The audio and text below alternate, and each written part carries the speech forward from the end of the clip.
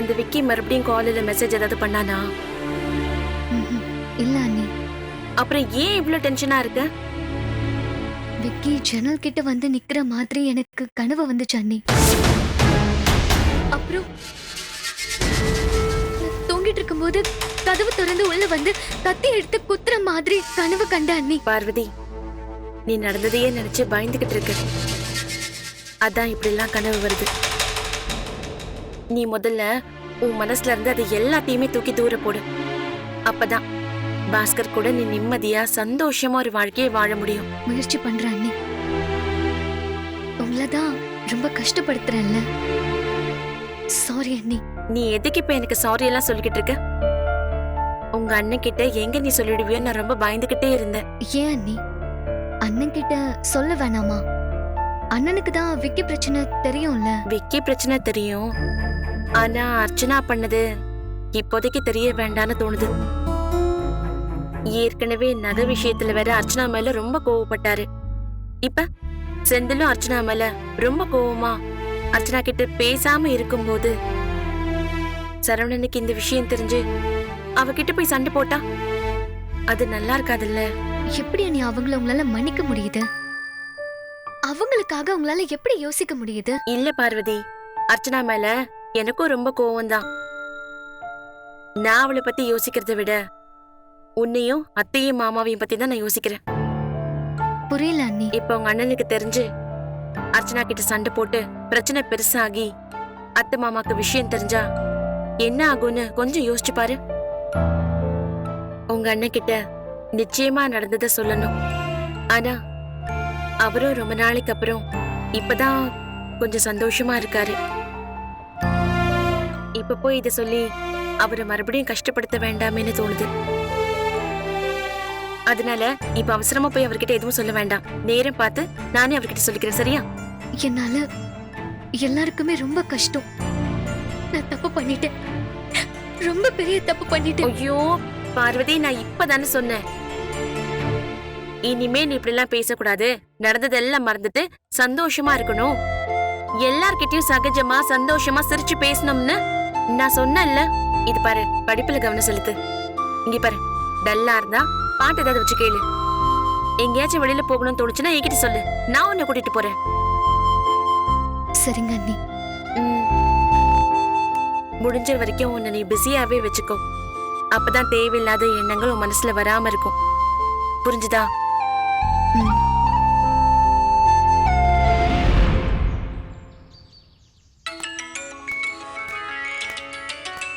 விக்கி இவன் எதுக்கு கால் பண்றான்?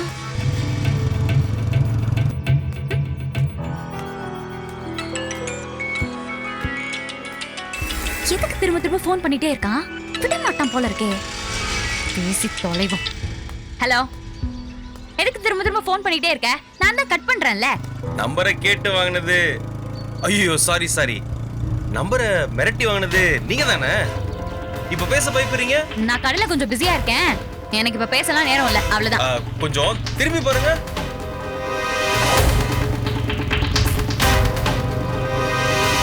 ஹலோ,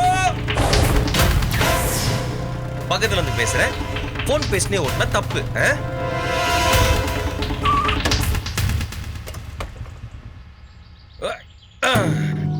இதுதான் உங்க கடையா? முதல்ல எதுக்கு நீ இங்க வந்த? யாராச்சும் பார்த்தா அவ்வளவுதான். நம்ம டீலிங் தான் ஏற்கனவே முடிஞ்சு போச்சுல. டீலிங்கா? டீலிங் எதுவும் இல்லையே. பிளான், அதுவும் உங்க பிளான். சொதப்பிட்டீங்களே. ஆனா ஏன் வேலை இன்னும் முடியல? உனக்கு இப்ப என்ன வேணும்? எனக்கா? எனக்கு அதெல்லாம் தேவையில்ல. முதல்ல நீ இந்த இடத்தை விட்டு காலி பண்ணு. யாராச்சும் பார்த்துட்டாங்கன்னா? நான் உங்களை பார்க்க தாங்க வந்தேன். போக முடியாது. இப்ப என்ன வேணும் உனக்கு? நான் தெரியாம உன் நம்பரை வாங்கி தொலைச்சிட்டேன். நம்பர் வாங்கினதுக்கு இந்த சலிப்பு? நான் அடி வாங்கியிருக்கேன். அதுவும் ஊர் பேர் தெரியாத போற வரவன்ட்டு அடி வாங்க வச்சிட்டீங்கல்ல. அதுக்காக நான் உன்கிட்ட மன்னிப்பு வேணாலும் கேட்டுக்கிறேன். நான் ஒன்னும் நீ அடி வாங்கணும்லாம் பிளான் பண்ணல. பார்வதி கல்யாணத்தை நிறுத்துறதுக்காக பிளான் பண்ண, அது சொதப்பிருச்சு. நீங்க அவ அண்ணி தானே?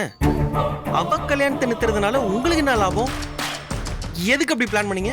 இது பாரு, அதெல்லாம் உனக்கு தேவையில்லாத கதை. நீங்க தான் எதுக்கும் லாய்க்கு இல்ல, நானே எல்லாத்தையும் பாத்துக்கிறேன் பெருசா வீராப்பா அன்னைக்கு டயலாக்லாம் பேசிட்டு போனேன். இப்ப எதுக்கு இங்க வந்திருக்க? அதுவும் உங்களுக்கு தேவையில்லாத கதை தாங்க.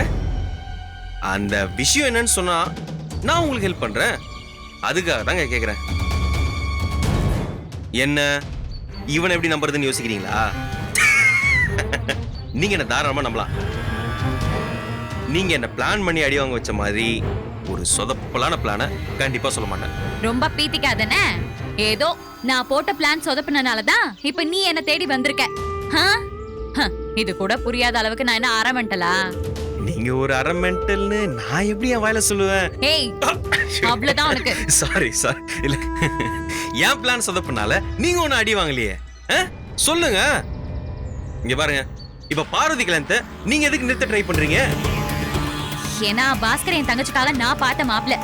அந்த பார்வதி மயக்கிட்டா. என் தங்கச்சி தான் பாஸ்கரை கல்யாணம் பண்ணிக்கணும். அதுக்குதான்.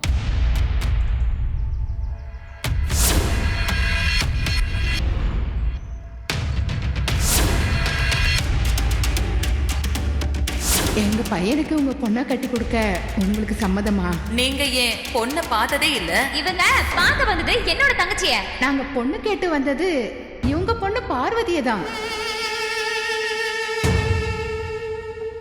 இதுதான் விஷயமா?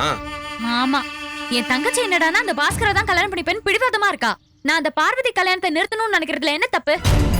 தப்புன்னு நான் சொல்ல மாட்டேன். ஆனா நான் உங்களுக்கு ஹெல்ப் பண்றேன். நீ எனக்கு ஹெல்ப் பண்ணா பாஸ்கரை என் தங்கச்சிக்கு கல்யாணம் பண்ணி வச்சிருவேன். பார்வதிய நீ கல்யாணம் பண்ணிக்கோ. ஓகே. ஆனா பிளான் பண்றேன்னு அப்படி இப்படின்னு ஏதாவது பண்ணி என்ன மறுபடியும் அடி வாங்க வச்சீங்கன்னா வேற மாதிரி ஆயிடும். இல்ல, இந்த வாட்டி அந்த மாதிரிலாம் எதுவும் நடக்காம நான் பாத்துக்கிறேன். நல்லா பிளான் பண்ணிட்டு நம்ம பேசலாம். சரி, ரொம்ப நேரம் ஆயிடுச்சு. யாராச்சும் பார்த்தா பிரச்சனை ஆயிடும். நான் கிளம்புறேன்.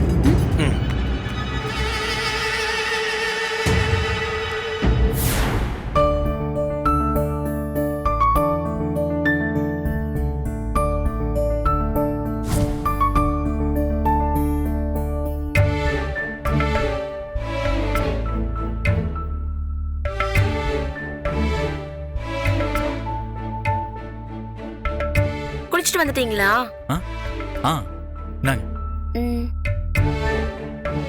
என்ன தேடுறீங்க? ஒண்ணு இல்லைங்க, ஒரு சட்டை.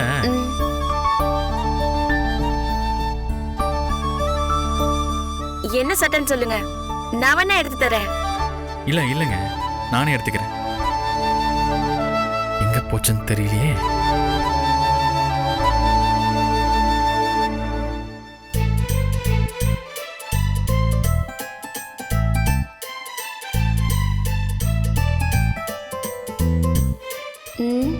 சட்டையை தேடுற மாதிரி இல்லையே. இவர் சட்டையில எதையோ தேடுற மாதிரில இருக்கு. ஒவ்வொரு சட்டையும் எடுத்து உதறி பார்த்துக்கிட்டு இருக்காரு. அப்படி என்ன தேடுறாரு? என்னவா இருக்கும்?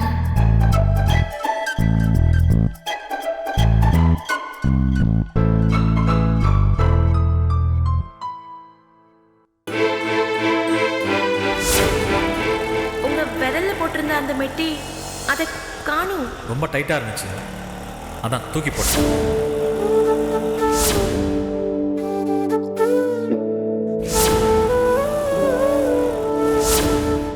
ஓஹோ, இப்பதான் புரியுது. இருங்க வரேன்.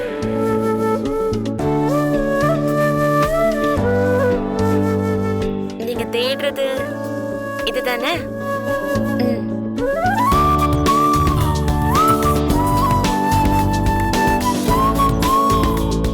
இதுதானே நீங்க தேடிக்கிட்டு இருந்தீங்க? சட்டனை என்கிட்ட போய் தானே சொன்னீங்க?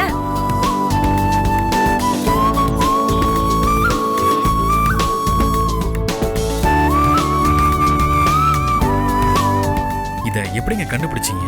எத? மெட்டியா இல்ல நீங்க மெட்டிய தேடினதையா? ரெண்டே தாங்க. நீங்க மெட்டிய பாக்கெட்லயே வச்சுக்கிட்டு தூர போட்டுட்டு நீங்க ஏமாத்துனீங்கல்ல, அன்னைக்கு மழையில நனைஞ்சப்போ அந்த சட்டையை தான் நான் போட்டேன். அப்பவே நான் மெட்டியை கண்டுபிடிச்சிட்டேன். இப்போ அதே சட்டையை எடுத்து நீங்க உதறி உதறி பாத்தீங்களா? அதான் அத பார்த்த உடனே நீங்க மெட்டி தான் தேடுறீங்க, நான் கன்ஃபார்மே பண்ணிட்டேன். இப்படி இருந்தீங்கன்னா நான் எப்படிங்க பிழைக்கிறது? இவ்வளவு உஷாராலாம் இருக்கக்கூடாதுங்க. நான் பாவம் இல்லைங்க. சரி, இப்ப இத வச்சு என்ன பண்ண போறீங்க? இப்போ நாம தான் பழைய மாதிரி ஆயிட்டோம்ல. இத நீங்களே போட்டு விட்டுருங்களேன். ஆ, திரும்ப சண்டை போட்டா மறுபடியும் எடுத்து பாக்கெட்ல வச்சுப்பீங்களா? ஆஹா, மாட்டேன். என்ன மாட்டேன்? பாக்கெட்ல வைக்க மாட்டேன்னு சொல்றீங்களா?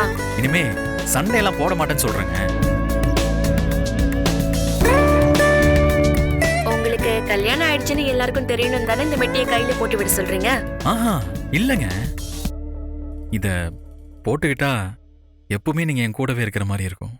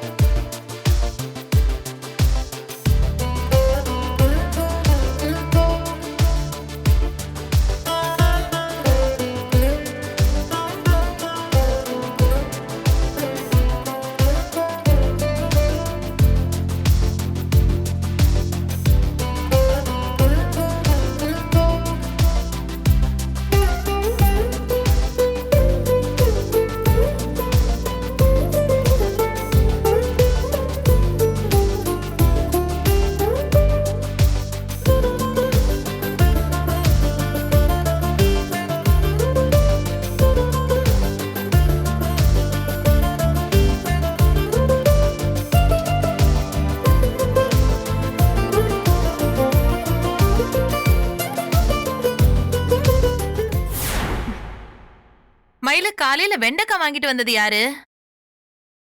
அர்ச்சனா மாதாமா. ஏன் கேக்குறீங்க? 1 கிலோ வெண்டைக்காயில பாதிக்கு பாதி முத்தல். நேத்து கத்திரிக்காய் கூட அவங்கதான் வாங்கினாங்க. அது நல்லா இருந்துச்சேமா. நீங்க கூட நல்ல பிஞ்சு காயா இருக்குன்னு சொன்னீங்களே. அதான் அதையும் இவ பார்த்து வாங்கல, இதையும் பார்த்து வாங்கல. கடைக்காரன் குடுக்கறத அப்படியே வாங்கிட்டு வந்துடுறா. அதிர்ஷ்டம் இருந்தா அது நல்லா இருக்கும், அவ்வளவுதான். சரி, அது இருக்கட்டும். கிரைண்டர் ரிப்பேர்னு செந்தில் கிட்ட சொல்லி சரி பண்ண சொல்லி இருந்தேன். என்னாச்சு? அம்மா, அதுல உள்ள இருந்த ஸ்ப்ரிங் விட்டு போயிருச்சுமா. வேற மாத்தி போட்டு சரி பண்ணியாச்சு. சரி பண்ணிட்டியா? ஆமாமா. அப்ப சரி. அப்புறம் வீட்ல இருக்கிற அந்த ஃப்ரிட்ஜ வாங்கி 10 வருஷம் ஆச்சு. பின்னாடி ரொம்ப தண்ணி சொட்டிக்கிட்டே இருக்கு. எப்ப அது கெட்டு போக போகுதுன்னு தெரியல. அத சரி பண்ணிக்கலாமா? அத்தை, இன்னைக்கு வெண்டைக்காய் புளி குழம்பும் வாழைத்தண்டு பொரியலும் பண்ணலான்னு இருக்கேன். உங்களுக்கும் மாமாக்கு தான் வாழைத்தண்டுனா ரொம்ப பிடிக்கும்ல. தானா வந்து மாட்றாங்களே. வாழைத்தண்டுனா எப்படிமா?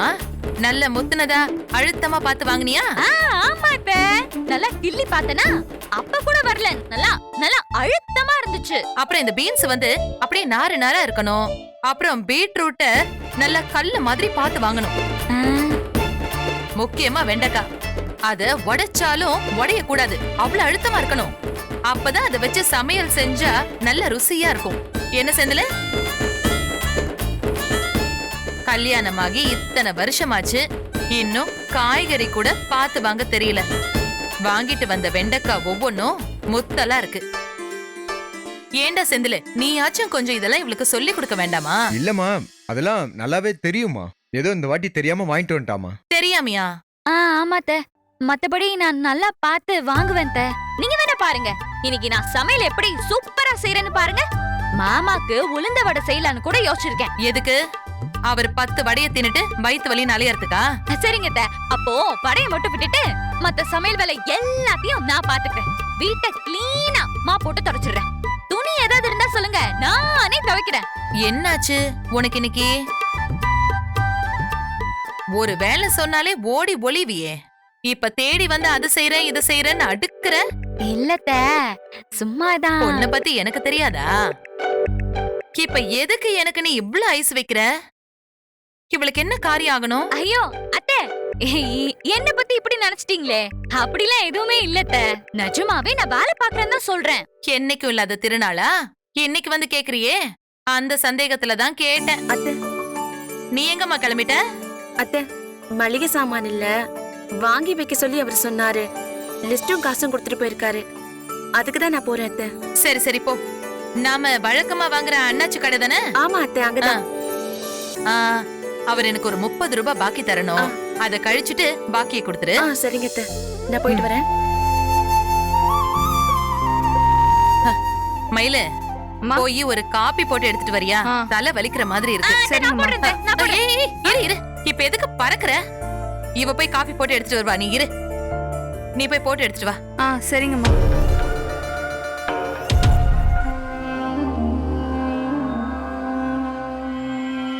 ராஜா ராணி சீசன் 2 ஒரு சிறிய இடைவேளைக்கு பின் தொடரும்.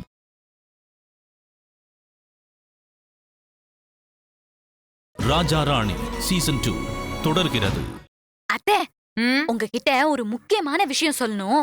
நம்ம பார்வதி இருக்கால்ல, ஆமா, பார்வதி இருக்கா. பார்வதி எப்ப பார்த்தாலும் போனும் கையுமா தான் அலையறா. ரூமு, ஹாலு, வாசப்படி, கொள்ள பக்கம் எல்லாத்துலயும் ஒரு இடம் விடுறது இல்ல. மாப்பிள்ள கூட மணிக்கணக்கா போன்ல பேசிக்கிட்டே இருக்கா. கல்யாணத்துக்கு முன்னாடி அவர் கூட பேசுறது தப்புன்னு நான் சொல்லல, ஆனா இவ ரொம்ப பேசுறாளே. நானும் பக்குவமா சொல்லி பாத்துட்டேன், அவ கேட்க மாட்டேங்கிறாத்த. நீங்க சொன்னாதான் அவ அடங்குவா. நான் ஒன்னும் பொய் சொல்லலத்த. இப்ப வரும்போது கூட நான் பார்த்தேன், போன் தான் பேசிட்டு இருந்தா.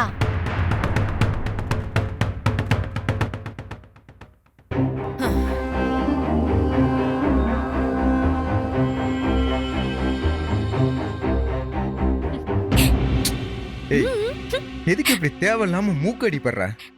அதெல்லாம் விடுங்க, சகஜம் தானே. சரி, அதெல்லாம் இருக்கட்டும். சினிமாக்கு போலான்னு ஐடியா கொடுத்துட்டு நீ பாட்டுக்கு அந்த வேலையை செய்றேன் இந்த வேலையை செய்றேன்னு பெருசா லிஸ்ட் போடுற. அப்புறம் எப்படி நம்ம நேரத்துக்கு போறது? அதுக்கு ஒரு ஐடியா வச்சிருக்கேன். அதானே, நீதான் ஒரு திறமையின் சிகரமாச்சே. சரி, என்ன விஷயம் சொல்லு. இப்ப நீங்க கடைக்கு தானே போறீங்க, போனதுமே நான் சொல்றேன் அதே மாதிரி செய்யுங்க, அது போதும். சரி, ஓகே. ம், நான் இப்ப கடைக்கு கிளம்புறேன். ம்? ம்.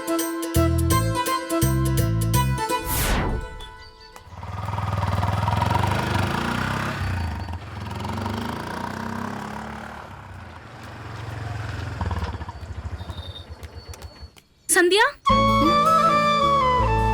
அனிதா, அனிதா, சந்தியா, ஏய், எப்படி இருக்க சந்தியா? நான் நல்லா இருக்கேன் அனிதா. நீ எப்படி இருக்க? நானும் நல்லா இருக்கேன். எவ்வளவு பெரிய ஆக்சிடென்ட்ல இருந்து தப்பிச்சு வந்திருக்க. அந்த நேரத்துல எனக்கு எவ்வளவு படபடப்பா இருந்துச்சு தெரியுமா? நீ என் வீட்டுக்கு போயிருக்கேன்றது தெரியாம நான் கிளம்பி உன் வீட்டுக்கு வந்துட்டேன். உன் வீட்டுக்கு போனதுக்கு அப்புறம் தான் நடந்த சண்டை மொத்தமா தெரிய வந்துச்சு. அதுக்குள்ள பஸ் ஆக்சிடென்ட், அது இதுன்னு என்னென்னமோ ஆயிடுச்சு. நீ தப்பிச்சேன்னு தெரிஞ்சதுக்கு அப்புறமா தான் எனக்கு உயிரே வந்துச்சு. ஆமா அனிதா, என் லைஃப்ல நடந்த மிகப்பெரிய டிராஜடியில அதுவும் ஒண்ணு. பட் காடோட கிரேஸால நான் தப்பிச்சிட்டேன். ஆனா பாவம் 8 உயிர் போயிடுச்சு. நிஜமான மனப்பூர்வமா சாரி கேட்டுக்கிறேன் சந்தியா. மொத்த பிரச்சனைக்கும் காரணமே நான் தான். தேவையே இல்லாம உனக்கு டிவோர்ஸ்க்கு ஃபோர்ஸ் பண்ணி உன்னோட சம்மந்தமே இல்லாம டிவோர்ஸ் பேப்பரை உன் பேக்ல வச்சு, அதுதானே இந்த மொத்த பிரச்சனைக்குமே காரணம். சரி விடு அனிதா, அதான் எல்லா பிரச்சனையும் முடிஞ்சதில்ல. உனக்கும் உன் மாமியாருக்கும் எந்த பிரச்சனையுமே இல்லையே. நீ திரும்ப வந்ததுக்கு அப்புறம் முழு மனசோட ஏத்துக்கிட்டாங்கல்ல. அப்படின்லாம் சொல்ல முடியாது. அவங்க மனசுல ஒரு கோவம் இருந்துச்சுதான். ஏன் மேல இல்ல, அவர் மேல. சரவணன் மேலையா? ஏன்? ஏன்னா அவர் போய் சொல்லிட்டாரு. நான் இந்த வீட்டை விட்டு போனாதான் நான் சந்தோஷமா இருப்பேன்னு நினைச்சு என்ன வெறுக்கிற மாதிரி நடிச்சிருக்காரு. அது தெரிஞ்ச அத்தை ரொம்ப கோவப்பட்டாங்க. அந்த கோவம் எம்எல்ஏ திரும்பிடுச்சு. அதனால உன் பொண்டாட்டி இந்த வீட்ல இருந்தா சந்தோஷமா இருக்க மாட்டாளா? நாம இவள கொடுமைப்படுத்துறோமா?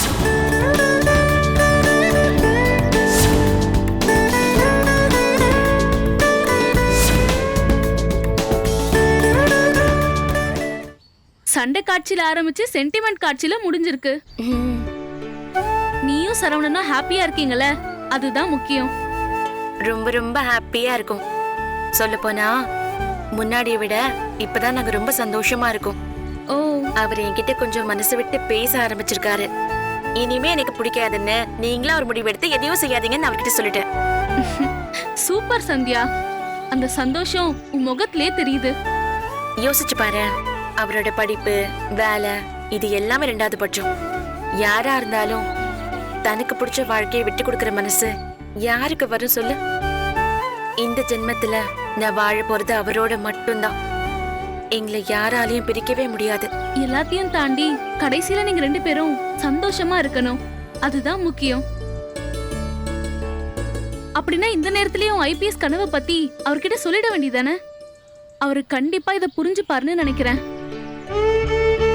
நான் சீரியஸா தான் சொல்றேன் சந்தியா, நீ வேணா சொல்லி பாரு.